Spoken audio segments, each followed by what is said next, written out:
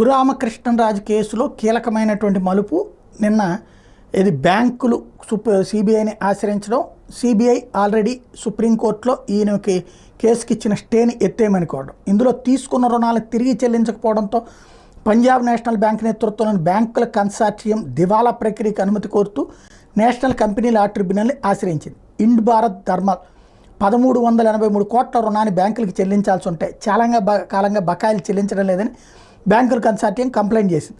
Raghurama company తనఖా పెట్టిన ఆస్తుల విలువ కేవలం 872 కోట్లే ఉండటంతో ఈ కంపెనీ దివాలా తీసినట్టుగా భావిస్తూ దివాలా పరిష్కార ప్రక్రియ చేపట్టాలని కోరింది. దీంతో బ్యాంకుల వాదంతో ఏకీభవించిన ఎన్సీఎల్టీ దివాలా ప్రక్రియకు అనుమతించింది. ఇందులో మరోవైపు Ind Bharat sun energy private limited పేరిట విదేశాల నుంచి పెద్ద ఎత్తున నిధులను అక్రమంగా తరలించారని ఎన్ఫోర్స్మెంట్ డైరెక్టరేట్ కూడా రంగంలోకి దిగింది. తన సంస్థ కోసం రఘురామ్ 2011లో మారిషస్కి చెందినటువంటి స్ట్రాటజిక్ ఎనర్జీ ఇన్వెస్ట్మెంట్స్ లిమిటెడ్ అనే కంపెనీ నుంచి 202